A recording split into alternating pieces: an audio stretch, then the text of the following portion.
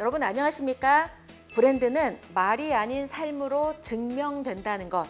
진짜 브랜드, 진짜 영향력을 만드는 사람들의 리얼 라이프 스토리를 전하는 조현심의 브랜드 인사이드 3에 오신 걸 환영합니다.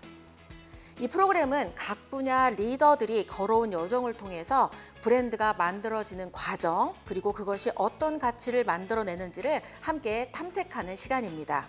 오늘 여러분과 함께할 이야기는 단지 한 사람의 성공기가 아니라 한 도시의 미래를 이끌어가는 브랜드 리더십의 현장입니다.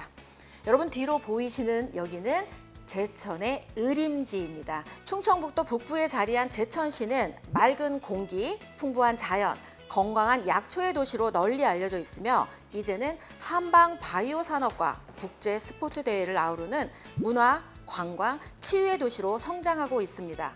특히 2025년 아시아 롤러스케이팅 선수권 대회를 유치하며 전 세계 스포츠 팬들의 이목이 제천으로 향하고 있습니다. 오늘 모실 주인공은 이 변화의 중심에 서 계신 분입니다. 김창규 제천시장님을 이 자리에 모셨습니다. 안녕하세요. 안녕하세요. 네, 오늘 민선 8기 시장으로 취임한 우리 시장님이 이 어떤 정책과 지속 가능한 도시 성장 그리고 지역의 잠재력을 세계로 확장하는 이야기를 통해서 여러분들의 브랜드 인사이트를 얻는 시간으로 준비했습니다. 자, 오늘 이렇게 제천 의림지 앞에서 방송을 하게 됐는데요. 오늘 이 시청자분들에게 인사 한번 부탁드리도록 하겠습니다. 여러분 만나 뵈서 반갑습니다. 제천시장 김창규입니다.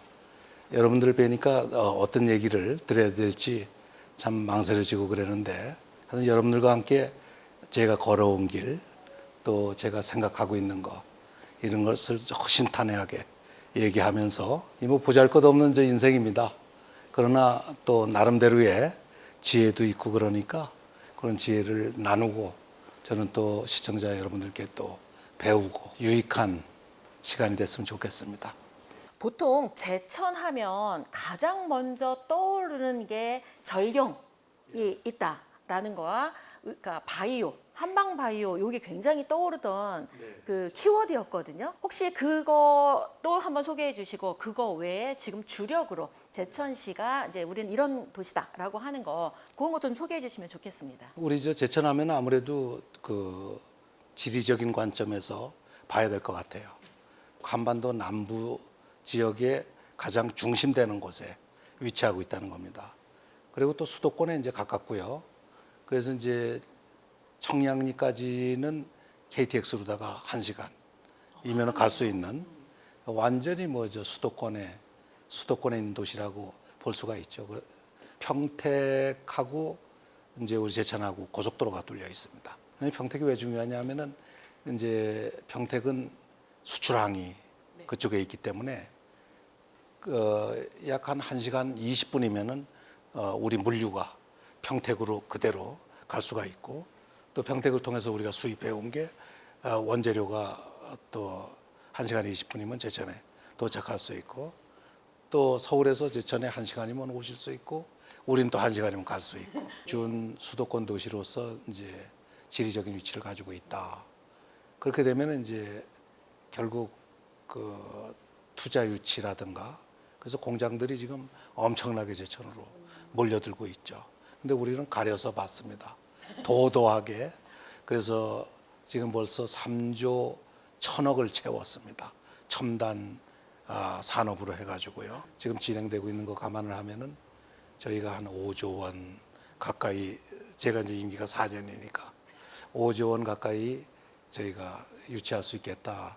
이런 거저 목표를 가지고 있습니다. 그래서 저희는 첨단 산업의 도시로 지금 발돋움하고 있다는 걸 우선 말씀을 드리고 싶고 또 하나는 이제 국토 중심에 있다 보니까 이 관광의 도시. 아까 저 우리 사회자님께서도 말씀하셨지만 그 천혜의 그 자연 풍광, 뭐 여기 월악산이라든가 청풍호 또 의림지 이거 뭐 엄청나게 아름답죠. 소개해드리고 싶은 것은 그 우리의 그 역사, 문화를 덧붙여 말씀드리고 싶어요. 그 저희 혹시 저 전말동굴이라고 구석기 시대의 역사 우리 배우다 보면은 역사책 첫머리부터 나오는 전말동굴이 바로 우리 제천에 있습니다. 처음 들었습니다. 그렇습니까? 그래서 역시 저희 브랜드 인사이드는 이렇게 놓치고 있는 역사까지 챙길 수 있는 방송입니다. 의림지는 잘 아시죠? 이 삼한시대 때 유물 아닙니까? 그 다음에 이제 여기 제천에 저쪽에도 있으면 배론성지라고 있습니다. 거기에 혹시 이제 우리 역사 시간에 황사영 백서라고 들어보셨을 겁니다. 천주교 역사에서 가장 대표적인 사건이죠. 그 다음에 유인석 의병이라고 들어보셨을 겁니다. 우리 의병의 가장 뿌리가 유인석으로 시작해서 유인석으로 끝나는데 그분이 창의를 시작한 곳이 바로 우리 여기 제천입니다. 고대 역사부터 우리 최근 근대 역사까지 밀집되어 있는 곳이 우리 제천입니다. 그러다 보니까 이제 관광이라는 것은 역사, 문화, 또 자연 분광, 또 미식 이런 것들이 함께 작용을 해가지고 이루어진다고 보면은 이 중부지방에서는 최고의 관광지가 바로 저희 제천입니다. 그래서 저희가 작년에 1113만 명의 관광객이 제천을 찾았습니다.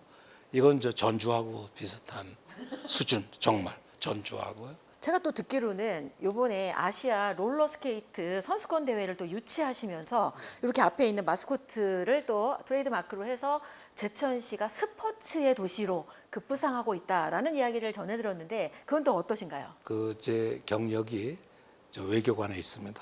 그 대사를 두 군데서 하고 정년퇴직을 하고 제가 이제 고향으로 내려와 가지고 정치를 하게 됐죠. 그러다 보니까 이게 이제 세계에 대한 어떤 경험이 있고 그 눈이 있는 거예요. 근데 우리가 이제 시골 도시로서 아직까지 국제 무슨 행사를 개최해 본 적이 없죠. 근데 저한테는 뭐 평상시 하던 일이고. 그래서 그거 한번 해봐라. 그래가지고 우리가 이제 2개 그 체육대회 아시아 선수권전을 개최를 합니다. 그래서 롤러스케이트는 7월 또 지금 곧 열리는 그 기계체조 아시아 선수권전은 6월달 곧 6월 5일 날 열립니다.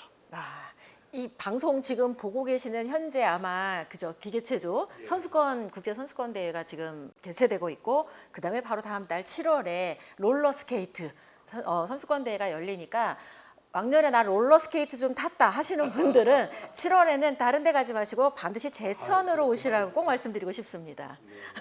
무리를 해가면서 이렇게 개최를 하게 된 것은 그 아름다운 운동들이기 때문입니다.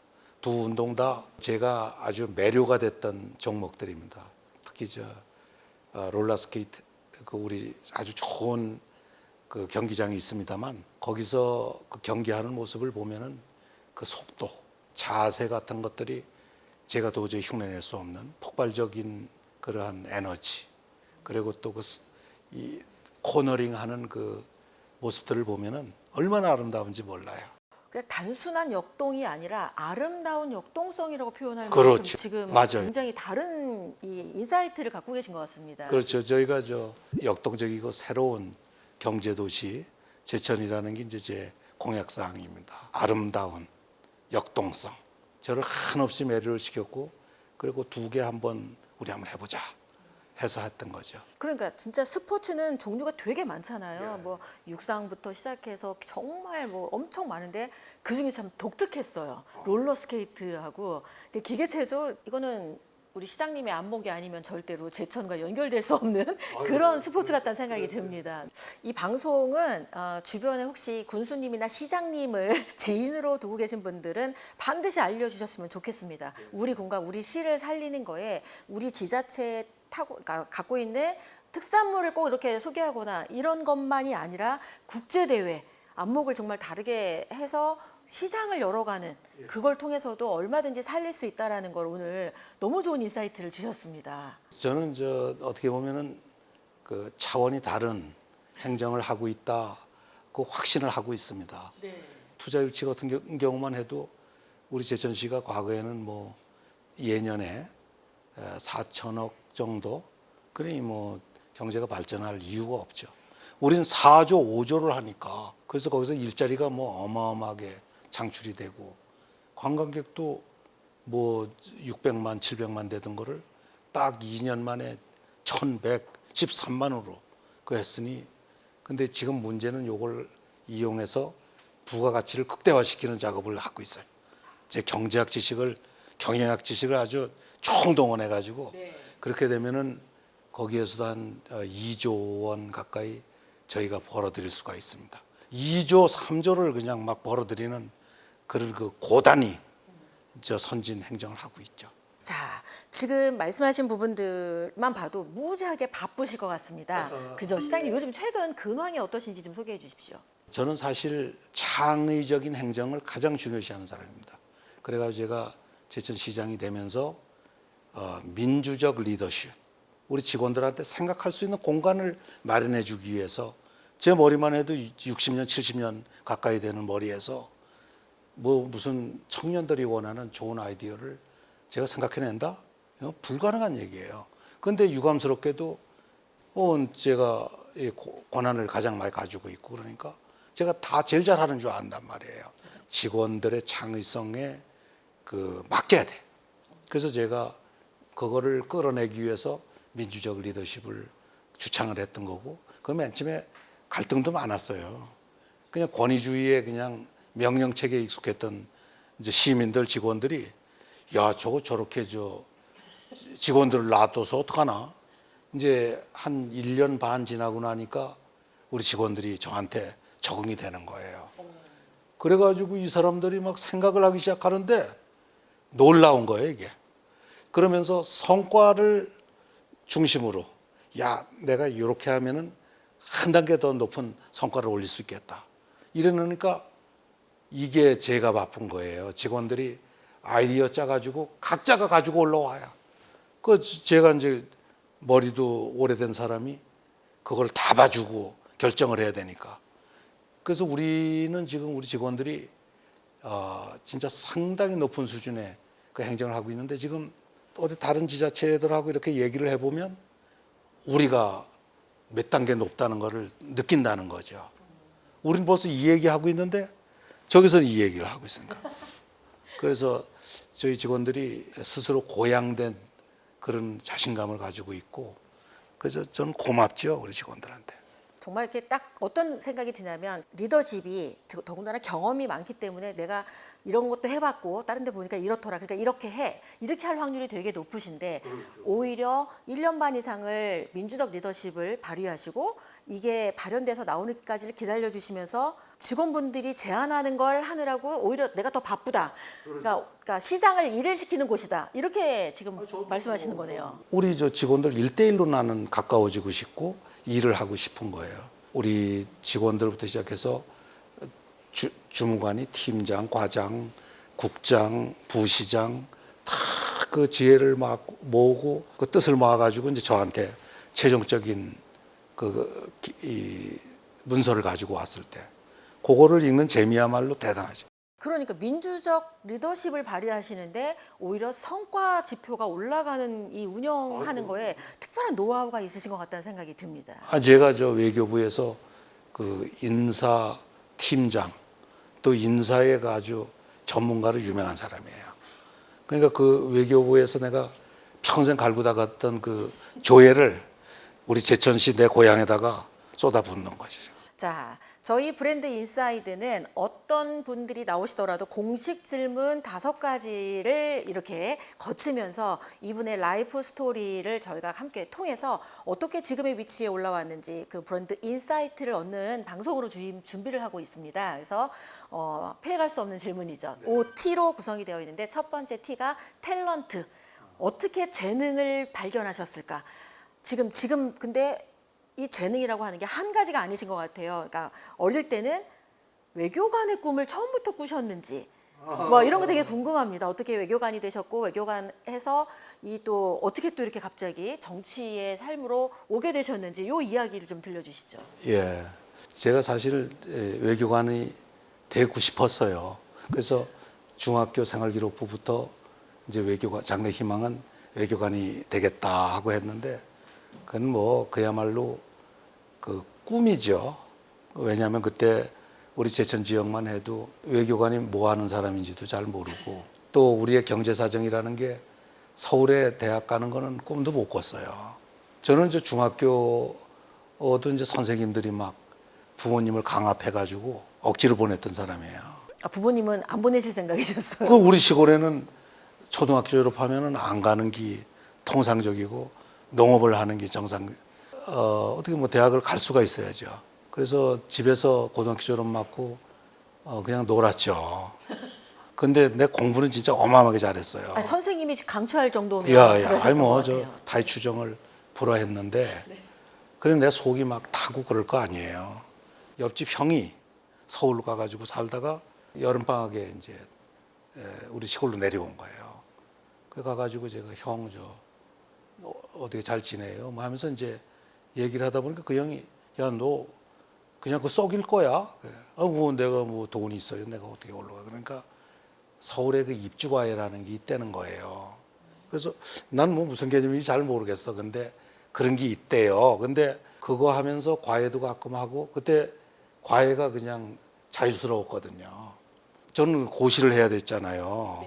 근데 그때만 해도 고시하면은 다 저 법대를 가야 되는 줄 알았다는 거예요. 그거 가고 나니까 그게 아니에요. 외무고시는 정외과를 가야 원칙인데. 그러니까 제천에는 아무도 뭐 이거에 대해서 그 이해가 없었죠. 그래서 이제 대학을 간 이유는 아까 말씀드렸다시피 이제 입주과외해서 하면은 된다. 근데 고시를 하려면은 입주과외 하면서는 이게 시간이 안 되잖아요. 그래서 내가 2년치 정도를 돈을 벌어놔야 되겠다. 그래서 그거 가지고 2년 만에 고시를 끝내자. 그래서 이제 들어가자마자 입주과외 하면서 열심히 번 거예요. 그래서 제가 애를 얼마나 잘 가르쳤는지 반에서 50 몇 등 하던 애가 7등까지 올렸어요. 그러니까 그 주인은 아저씨 아주머니가 어느 날 오니까 그냥 이른 봉투가 내 그 책상 위에. 그래서 그때만 내 뭐 마음이 워낙 그거 하니까 이거 이제 못 받는다. 그랬더니 그 이튿날도 올라와 있고 그래서 이거 마지막이에요. 그러고 했는데 얘가 성적이 계속 올라가니까 계속 올라오는 거예요. 계속. 그래서 그거를 먹고 내가 과외한 걸 그거 하니까 3학년 말 되니까 한 2년 고시 공부할 돈이 생기는 거예요. 그래서 이제 고시 공부하자 하고서는 이제 저 시작을 해서 2년 만에 끝냈죠. 대부분 돈 버는 재미에 고시는 됐고 난 돈 벌겠다 이렇게 갈 수도 있는데 고시를 위해 내 목적을 위해서 돈을 번 거죠. 결정적인 건 그 서울에 있다가 오신 그 형, 그 형은 지금 뭐 하세요? 그 형은 무슨 작가를 한다고 그랬는데 저 지금 근황을 몰라요. 지금 보면 우리 시장님의 인생을 바꾸신 분 같아요. 그분이 지금 어디서 뭘 하는지 모르신다는 거잖아요. 보시고 계실 수도 있어, 이 방송을. 그러니까 그분한테 지금 그래도 이렇게 짧게 영상 편지로 고맙다, 내 인생 바꿔줘서 뭔가 이런 얘기 해주셔서 뭐 형이 다 바꿔준 건 아니지만 인포메이션을 나한테 주신 데 대해서 늘 나는 형한테 감사하고 있어요. 지금 형이 어떻게 지내고 있는지 참 궁금하기도 하고. 근데 고향에 한번 내려오시면은 우리 시장실에도 들르고 그래서 옛날 회포를 한번 풀어봅시다. 감동입니다. 자, 이렇게 해서 이제 외무고시를 2년 만에 딱 찰컥 붙으시고, 그리고는 30년의 이 외교관 생활을 마치신 거죠. 두 번째 질문입니다. 트레이닝. 누구나 다 외교관을 하지만 거기서 그냥 그렇게 하고 끝나시는 분들도 굉장히 더 많으실 거거든요. 그러니까 그런데 멈추지 않고 나를 지금의 이 자리에 있게 한 우리 시장님만의 훈련법, 고수의 훈련법이 있다면 한 3가지 정도로 키워드로 정리해서 소개해 주시면 좋을 것 같습니다. 나를 이 자리에 있게 한 첫 번째 키워드는? 저는 좀 진실하고 싶었던 것 같아요. 그 외교관 생활을 하면서도 나를 위해서 즐겨보려고 해본 적이 없습니다. 정말 좀 다른 사람이에요. 제가 생각이 좀 다른 사람인데 뭔가 좀 큰 성과를 올려서 외교관이니까 나라에 한번 기여를, 국가 발전에 기여해 보고 싶다는 게 이제 그때 상당히 촌스러운 저만의 생각이었죠. 근데 고집스럽게 그 생각을 제가 지켜낸 것 같아요. 그래서 그때만 해도 저는 외교관 플러스를 항상 했습니다. 외교관은 대개 보면은 이제 정치 외교 거기에 머무르려 그래요. 뭐 정상회담하고 또 뭐 그날 외교관끼리 정치를 논하고 그러면 뭐 좋잖아요, 그냥. 그런데 이제 저는 그거 플러스가 경제적인 이익을 갖다가 시민들한테, 우리 국민들한테 갖다 바치자. 그래서 그때만 해도 전 비즈니스 앰베서더로 유명했어요. 진짜 경제적인 큰 성과를 제가 추구를 하고, 그래서 외교부에서 연말 성과 평가하면 그 대사들 중에서 제가 1등 했던 적이 여러 번 있어요. 우리 제천 시장이 되고 나서는 제가 이제 국가 대신에 이제 조금 작아졌지만 시민을 가슴에 품고 정말 나는 내 온 삶을 시정에 올인하고 있습니다. 제가 옛날에 고시 공부할 때도 뭐 시골 촌놈이 뭐 올로 가가지고 누가 가르쳐 주는 사람도 없고 제 나름대로 그 모든 생활을 외무고시 합격이라는 데다가 올인시켜 놨던 것 같아요. 여기서 한번 정리를 하고 넘어가도록 하겠습니다. 오늘의 김창규 이름 석자를 만든 첫 번째 키워드는 플러스 알파 정신이라고 저는 명명하고 싶습니다. 사실 외교관 하면 외교관만 하지 그 다음을 안 하는데 외교관을 하시면서 경제 대사 일을 같이 하셔서 비즈니스 성과를 만들어내는 게 몸에 배셔서 지금 우리 지금 제천에서 시장을 하시면서도 제안이 올라오면 돈 이거 얼마짜리다 이렇게 플러스 알파의 그 마인드를 갖고 있었기 때문에 계속 끊임없이 성장할 수 있었다 이렇게 설명드려도 괜찮겠습니까? 그럼요. 와, 플러스 알파 정신 여러분 그냥 해야 되는 그거에서 멈추시면 안 된다라는 거가 오늘 너무 좋은 키워드였던 것 같고요. 두 번째 키워드가 있다면 또 어떤 걸 또 하면 좋을까요? 결국은 용기, 또 우리가 이제 제가 이 정치인이 된 과정을 말씀을 드리기 위해서 용기가 아닌가 이런 생각을 합니다. 우리 외교관들은 너무 신사적인 생활만 해가지고 정치인이 되고자 하는 용기를 못 내요. 우리나라 정치라는 게 뭐 보통 이 진흙탕 싸움이 아니잖아요. 근데 우리는 뭐 구름 위에서 이렇게 외교관 사회에서 살다가 이 진흙탕으로 내려오면은 이건 못 견디지. 저는 이제 그럼 그걸 어떻게 극복을 했냐 하면은 우리 제천에 대한 사랑. 제가 공무원 생활을 끝나고 나서 정년퇴직하고 내려와 보니까 우리 제천이 이게 보통 문제가 아니에요. 내가 사랑하는 우리 제천이 어떻게 이렇게 옛날에는 원주 충주보다 우리가 낫어요. 지금 뭐 원주는 40만, 충주는 거의 20만, 우리는 13만. 시내 가보면은 경제가 엉망이에요. 이거 자존심상 안 되겠어요. 내가 나서야 되겠다. 그래가지고 이제 출사표를 던지고 이겨버렸죠. 내가 여지까지 했던 직업하고 안 맞으니까 도전하는 게 쉽지 않았는데 오늘의 이 김창규를 만든 두 번째 키워드는 용기였습니다. 세 번째 키워드가 너무 궁금합니다. 제가 시민들에 대한 사랑, 이제 겸손을 얘기하려고 합니다. 저는 외교관 생활할 때도 참 교민들한테는 정말 제가 고개를 제대로 뻣뻣하게 세워본 적이 없어요. 그게 체질화됐던 것 같아요. 저는 강자한테는 한없이 강합니다. 그 사람들한테는 더 고개를 하는데 제가 서울 가면 살 것 같아요. 그래서 시골 오면 항상 고개가 숙여지고 제가 깡촌에서 자라면서 어르신들 모시던 이제 그런 게 있고 그리고 그분들이 나한테 표를 준 신임을 한 사람들이거든요. 내가 저분들을 위해서 민초들을 위해서 내가 삶의 조건을 개선시켜줘야 되겠다. 그래서 지금 우리 제천이 큰 지금 성과를 거둔 것 중에 하나가 경로당 점심 제공 사업이라는 게 있습니다. 우리나라 경로당이 지금 7만 개가 있는데 다 제대로 운영이 안 되는 거예요. 어르신들 거 아닙니까 경로당은. 근데 몇 사람이 독점을 하고 그래요. 그래서 이건 안 되겠다. 우리 경로당을 다시 어르신들께 돌려줘야 되겠다 해서 그건 무슨 방법이 없나 하고 생각했더니 점심을 기가 막히게 호텔급으로 해주자.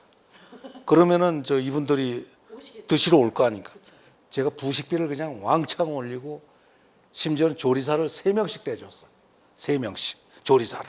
저도 여기 와서 점심 먹어야 되겠는데. 그러니까 그래서 저도 일주일에 한 번씩 가가지고 어르신들하고 먹는데 최고예요, 최고. 그러니까 어르신들이 다 모이는 거예요. 어르신들의 그 4대 복지상의 문제점은 뭔지 아실 거예요. 외로운 거, 고독, 그다음에 질병, 그다음에 결식, 그다음에 일자리. 이게 그냥 일거에 다 풀리는 거예요. 그게 왜냐하면은 다 모여 있으니까 고독하질 않죠. 외롭질 않잖아요. 점심 계속 재고를 드리니까 그 결식이 안 되니까 이게 발병률이 3분의 1 떨어져. 3분의 1.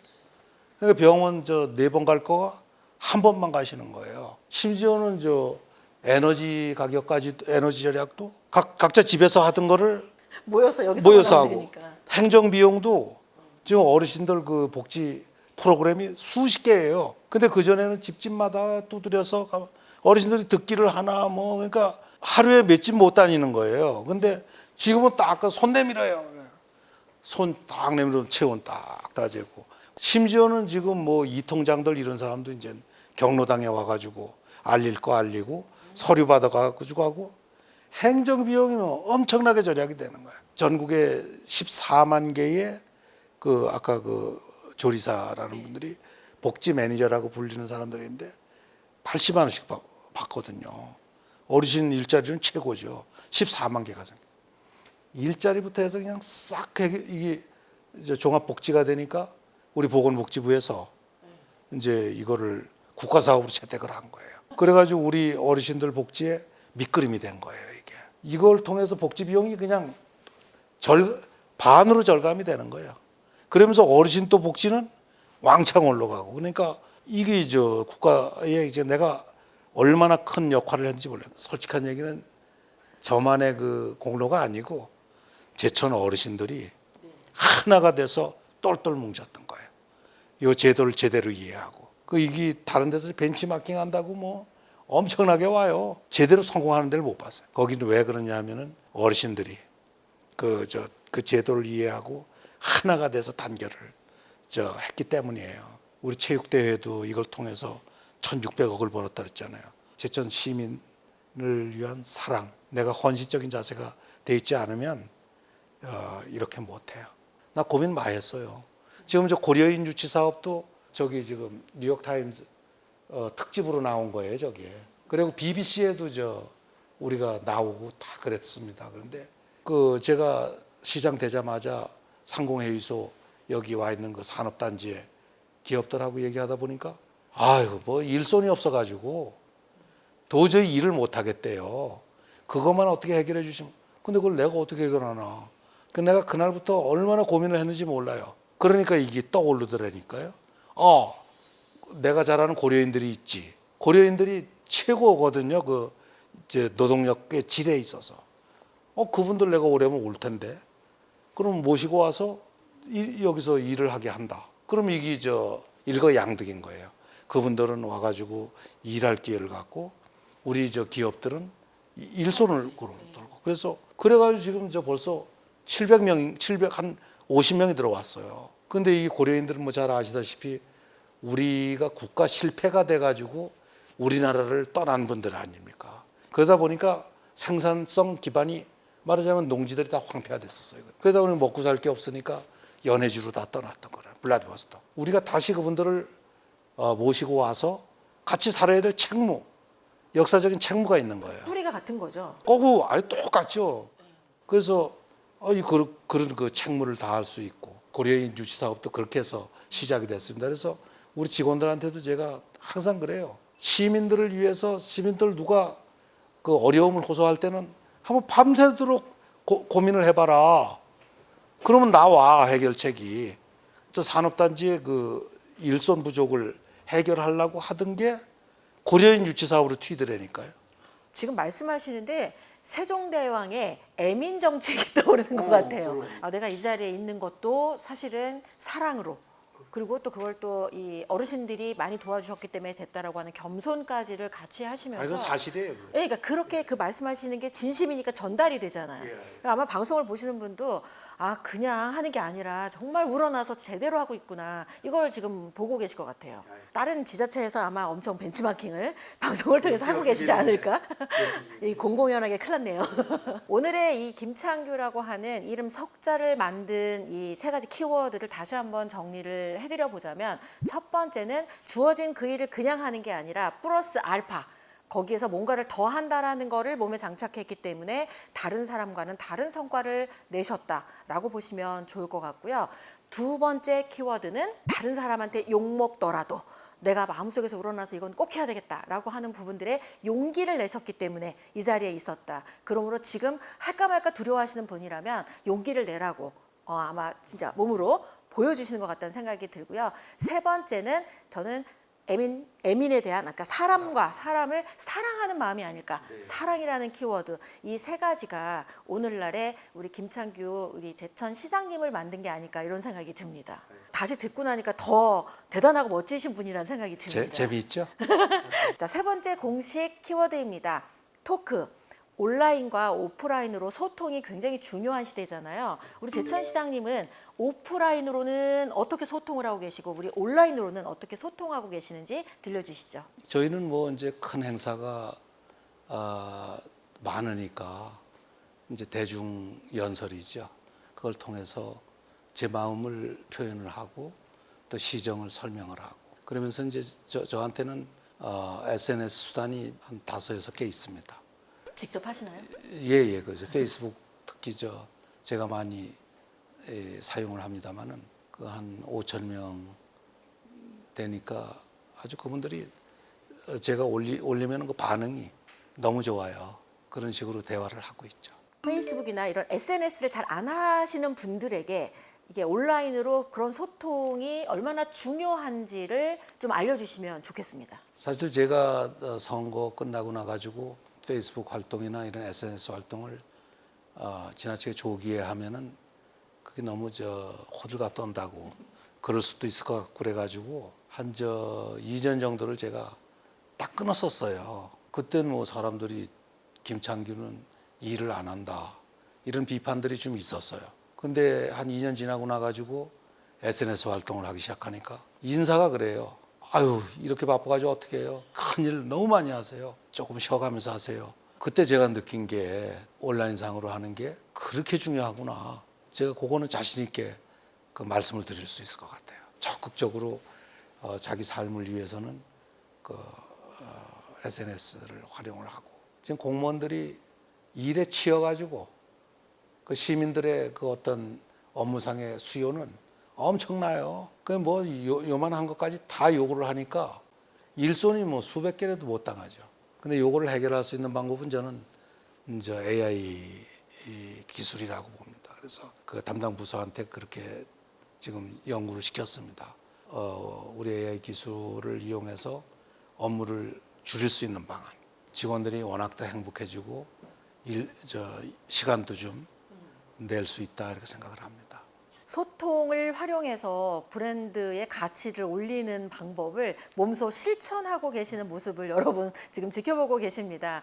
그러니까 SNS를 안 했더니 일을 하나도 안 하는 걸로 알더라. 그랬는데 내가 하는 일을 SNS 올리기 시작하니까 건강까지 걱정해 주면서 이렇게 바쁜데 어떻게 오셨냐 하면서 알아봐 주더라. 저는 이 부분들이 지금 이 방송을 보시는 분들한테는 굉장히 큰 인사이트가 아닐까 이런 생각이 듭니다. 내가 일하고 있는 걸 온라인에서 데이터로 알게 하라.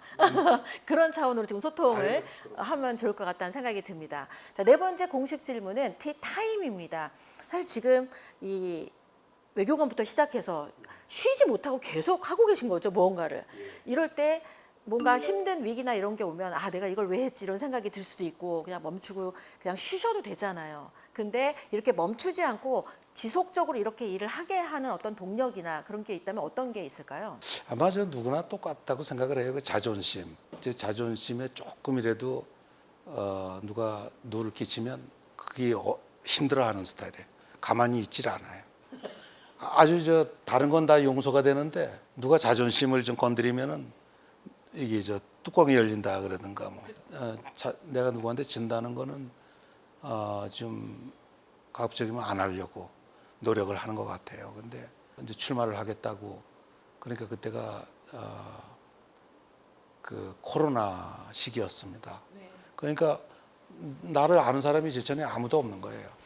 내 친한 친구 몇 명 알고 있는데 내가 뭐 저 이렇게 유능하고 준비가 돼 있다고 어디 알려야 될 거 아닙니까? 근데 뭐 어딜 가도 저 사람이 모이는 데가 없어. 그 이제 시장이 되려면 경선해야 되고 본선을 해야 되잖아요. 근데 경선에도 저 전직 시장, 본선에서는 그때 당시 시장 여론조사 최종 여론조사가 나왔는데 제가 10몇 퍼센트가 차이가 지는 거예요. 이건 뭐 게임 완전히 끝난 거죠. 사람들은 다 이제 끝났다. 근데 내 자존심이 용납을 못 하는 거죠. 그때 제가 한 이틀을 밤잠을 안 자고 또 고민을 했지. 대규모 그 식료품 가게 뭐 이마트 이런 데가 있어요. 거기는 저 정상 가동을 하잖아요. 그렇죠. 그 생각이 저한테 나는 거예요. 그래서 저 거기를 쳐들어갔죠. 갔더니 사람들이 뭐 인산이네요. 근데 그 한 군데는 들어가는 문 하나고 나오는 문 하나고 그 들어가는 문에서 딱 서가지고 아침부터 저녁까지 하니까 명함을 1000개를 돌릴 수가 있어요. 그러면서 악수하고 인사하고 대화가 필요할 때 대화하고 그래서 한 열흘 지나고 나니까 그 사람들이 이제 바람이 부는 거야 거기서. 저 김창규. 거기가 제가 조사해 보니까 약 한 3만 명 회원을 가지고 있어요. 한 3만 5천 표만 제가 확보하면은 되거든요. 그래서 그다음에 그거 되고 나서 이마트로 갔더니 거기는 한 4만 몇천 명 정도 회원이 돼요. 거긴 뭐 근데 젊은이들이 많고 문이 얼마나 많은지 여기 가서 인사하려면 절로 사람들이 많이 가고 그 악전고투 속에서 이제 제가 했더니 거기도 한 20일 지나니까 제 바람이 부는 거예요. 그 단시간 내에 제가 10% 이상으로 이겼죠. 한 30%를 한 달 만에 그냥 이제 극복을 한 거예요. 그다음에 이제 본선에서도 한 27일 남기고 15% 차이가 있는 거예요. 또 끝난 거예요. 선거차를 이용한 방안이 또 딱 생각이 나더라고. 그거 가지고 그냥 확 해서 6% 정도로다가 그냥 결판을 내버렸죠. 저희 브랜드 인사이드 시즌 1, 시즌 2 정말 쟁쟁하신 분들이 출연을 하셨었거든요. 근데 시간을 견딘 지혜에 대해서 여쭤봤을 때 대부분 가족 때문이다 뭐 이렇게 이런 얘기를 하셨는데 자존심을 얘기하신 분이 최초고 자존심을 숫자로 증명하신 분도 최초십니다. 와 진짜 말한 대로 살고 계시다는 생각이 들어서 진짜 대단하신 분과 제가 인터뷰를 다른 하고 정신하고 있는 것 같아요. 다르죠? 많이 다릅니다. 예. 그러니까 삶을 산 자기의 그거를 그대로 언어로 소개를 하고 계시는데 그 언어가 나랑 이렇게 싱크로율이 맞을수록 많은 분들이 공감이 확 되시거든요. 근데 오늘 많은 분들이 그냥 단순히 열심히 살았다가 아니라 진짜 목표한 걸 위해서 얼마나 오프라인에 열심히 하시고 그걸 또 정말 숫자로 증명하기 위해서 고민을 많이 하셨는지를 다 공감하고 보시고 있을 것 같습니다. 그러는 와중에 공식 질문 5번째 T입니다. 타이밍. 인생을 살다 보면 최고의 때가 온다. 내 인생 최고의 때라고 기억할 만한 때가 혹시 있으셨으면 말씀해 주시고 아직 안 왔다라고 하면 어떤 건지 한번 소개해 주시면 좋겠습니다. 제가 말씀드린 거에 언급이 대충 이제 된 것 같은데요. 저는 할아버지를 잘 뒀어요. 그 큰 학자였고 참 착하시고 깨끗한 분이었습니다. 어머니가 참 지금도 생존해 계시는데 참 저의 평생 스승이십니다.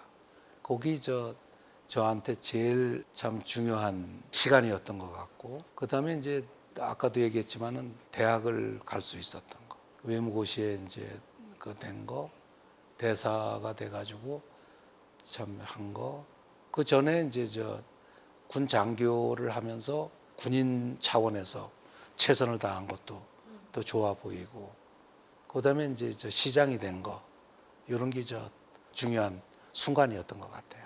최고의 때가 정말 사람과 연관시키면서 말씀을 해주시는 것도 너무너무 인상적이었습니다. 근데 저는 어떤 생각이 드냐면 이 방송을 보는 분들이 자신의 이름으로, 그러니까 자신을 브랜드로 만들고 싶어 하는 분들도 굉장히 중요한 시청자분들이시거든요. 그래서 자기 자리에서 막 이렇게 어떤 한계에 갇혀가지고 그냥 자기가 배운 대로 거기서만 머무는 분들도 꽤 많으실 것 같은데, 오늘 우리 시장님의 말씀을 듣고는 뭔가 다른 용기를 좀 낼 것 같습니다. 그래서 지역적인 한계, 아니면 어떤 경제적인 한계, 뭐 이런 것들을 넘어서 얼마든지 글로벌 시장까지 보면서 이렇게 가고 용기를 줄 수 있는 메시지를 좀 주시면 좋겠다 싶은 생각이 듭니다. 순간순간을 진짜 자존심을 가지고 자기 자신의 그 최종적인 완성, 그것을 위해서 당당하고 바르게 좀 살아갔으면 좋겠어요. 특히 그 젊은 사람들한테 제가 드리는 말씀입니다. 자아 완성의 틀, 이거를 각자가 좀 가지고, 그 뭐 물질적으로 난 돈을 얼마 더 벌겠다, 뭐 출세를 얼마 하겠다, 이런 거는 결코 그 자아 완성과는 큰 관계가 없다. 그래서 우리가 인류가 그래야 되지 않겠는가? 돈 많이 벌어서 왜 버는가? 내 자신의 완성은 사회에 행복을 줌으로써 이제 완성이 되는 거고, 내가 출세하는 것도 그렇게 하기 위해서 해야 된다.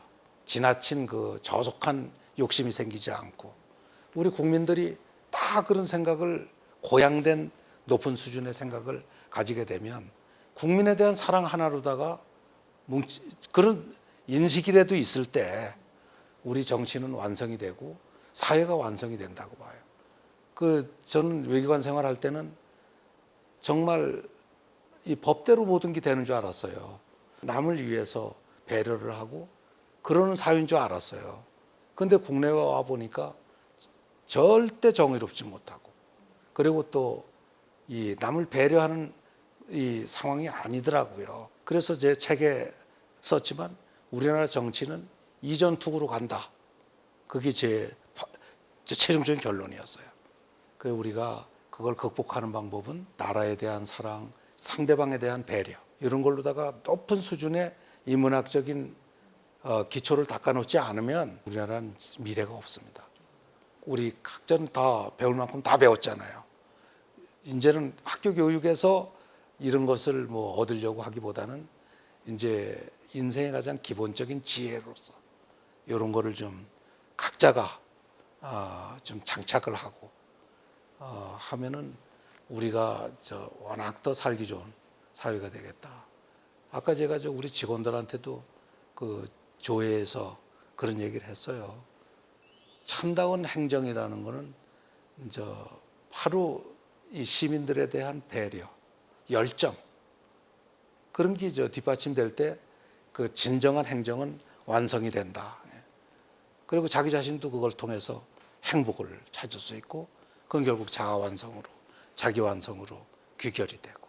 자아 완성이라는 단어를 시장님하고 네 이렇게 듣는데, 그게 인문학에서 시초가 되는 거고, 그게 되려면 타인을 사랑하는 마음이 기초에 있어야 만들어진다라고 하는 말씀을 들으면서, AI로 아무리 발전이 되고 뭔가 하더라도 이 기본을 놓치지만 않으면 충분히 같이 행복하게 살 수 있다라는 희망을 보여주신 것 같다는 생각이 듭니다. 자, 이제 마지막 질문입니다. 우리 시장님으로서 아니면 나 개인으로서 반드시 이루고 싶은 꿈이 있다면, 지금 굉장히 많은 걸 이루어 오셨거든요. 근데 앞으로 난 이건 꼭 이루고 싶다라고 하는 게 있다면 어떤 게 있으실까요? 저는 뭐 지금 우리 고향 발전, 제천 발전에 최종적인 인생을 걸었습니다. 다른 욕심은 더 안 내고, 하는 제천을 제일 잘 살고 제일 행복하고 제일 아름다운 도시로 만들어 갈 겁니다. 거기 아까 투자 유치 관광진흥 하면은 요 정도 수준이면 우리 GDP를 2배 이상 성장시킬 수 있거든요. 그러면 우리나라에서 정상급의 잘 사는 경제도시가 됩니다. 그다음에 아까 얘기한 경로당 점심 제공 사업 같은, 어르신들이 얼마나 행복한지 몰라요. 다음번에는 이제 장애인입니다. 장애인 복지, 제가 지금 머릿속에 지금 엄청나게 국가적인 모델을 만들어내기 위해서 지금 골치가 아픈데요. 그래서 제천에서 우선 그 행복을 구현하고 싶어요. 건강한 도시, 자연 힐링, 자연 치유, 스포츠의 도시, 한방, 이런 겁니다. 그다음에 우리는 제천 시내를 하나의 정원으로 만드는 과정에 있어요. 이 뭐 저 우리나라 지방 도시는 다 이 난개발 상황입니다. 아시잖아요. 무슨 뭐 도시 계획이 있어 뭐 아무것도 없어. 그런데 요거를 가지고 어떻게 선진국 국민 수준에 맞는 도시 환경을 만들까? 뭐 여기서 재개발 재건축 할래 이제 경제 원칙에 맞아야 되잖아요. 그러니까 해봐야 팔리지가 않으니까 안 되는 거예요. 근데 유일하게 남은 수단이 도시 전체를 하나의 큰 정원으로 만드는 거예요. 그래서 우리가 지금 200억짜리 예산을 신청해 놨어요. 뭐 워낙 아이디어가 좋으니까 돈 준대요. 200억짜리도. 그래서 요거를 이제 앞으로 한 5번 정도에서 한 1,000억 정도 따다가 우리 제천을 아름다운 하나의 정원 도시로 만들 거예요. 그래서 여기 이제 각 지방마다 그 모델이 되는 거죠. 뭐 예를 들어서 김천 가면은 거기는 뭐 이 감나무가 좋거든요. 그 감나무로다가 된 그게 또 장미하고 어우러진 그런 도시. 정말 가면은 살고 싶은 그런 정원 도시로 만들 수가 있는 거죠. 그래서 우리 제천이 선도적으로 가장 잘 살고 행복하고 가장 아름다운 도시. 저한테 10년만 기회를 주면 완수할 수 있어. 그래서 시간을 드려보도록 하겠습니다. 이 방송을 보고 계신 시청자분들의 지인들이나 친척들이 또 제천시에 살 수도 있잖아요. 그래서 우리 제천시장님으로서 이렇게 롤러 스케이팅 선수권 대회를 홍보하시는 것도 하시고, 그 다음에 우리 제천시 많이 사랑해주고 놀러 와라라고 하는 메시지를 담아서 마지막으로 인사까지 같이 한번 해주시면 좋겠습니다. 서두에 말씀드렸다시피 이제 우리 제천은 역사, 문화, 자연 풍광, 음식 또 그리고 적절하게 이렇게 개발이 잘 돼 있습니다. 제천 오시면은 그야말로 즐길 수가 있고 마음 힐링하실 수 있고 행복을 누릴 수가 있습니다. 그런데 이제 우리 곧 롤러스케이트 아시아 선수권전이 곧 열립니다. 지금 여기 마스코트에서도 우리 제재가 이렇게 롤러스케이트 복장을 하고 있습니다만은, 그러니까 지방 도시에서도 앞으로 국제 대회를 열 수 있는 모델을 만들겠으니까요. 우리 제천에 그 롤러스케이트 아시아 선수권전 세계적인 선수들이 많이 옵니다. 오셔가지고 보시고 또 우리 선수 응원도 해주시고, 오신 길에 또 제천 관광, 또 9월 20일부터는 엑스포가 열립니다. 한방 천연물 엑스포인데 그 여러분들은 선진국민으로서 이제는 화학 소재 화장품, 의약품 즐겨가지고 안 됩니다. 이제는 천연물로 된 화장품을 쓰시고 또 의약품을 쓰시고 건기식품, 건강기능식품 즐기셔야 됩니다. 약 100여 개 세계 기업들이, 또 우리나라 기업도 한 300개 이상 되고, 그 사람들이 자기네들 천연물 기반 그 제품들을 선보입니다. 내가 필요한 이쪽 분야에도 천연물로다가 이런 제품이 만들어지네. 그걸 그거 활용하시고 해서 건강을 누려 갖고 나가실 수가 있는 것입니다. 그래서 그 세계적인 그 엑스포, 천연물 산업 엑스포에 오시기 바랍니다. 저희가 따뜻히 환영을 드리겠습니다. 고맙습니다. 네, 브랜드 인사이드에 나와주셔서 고맙습니다. 네, 아이고 감사합니다. 네, 오늘 조현심의 브랜드 인사이드 시즌3 첫 번째로 모신 김창규 제천시장님의 이야기를 통해서 삶과 브랜드, 그리고 전략과 또 다른 역동성이 연결되는 이 모든 부분들의 이 실제 현장을 여러분은 함께 들어보실 수 있으셨을 것 같습니다. 김창규 하면 자존심 걸고 제천을 가장 아름다운 도시, 살기 좋은 도시, 그리고 가장 풍요로운 도시로 만들겠다고 하는 그 약속을 저희는 같이 응원하면서 오늘 방송 여기서 마치도록 하겠습니다. 시청해 주셔서 고맙습니다.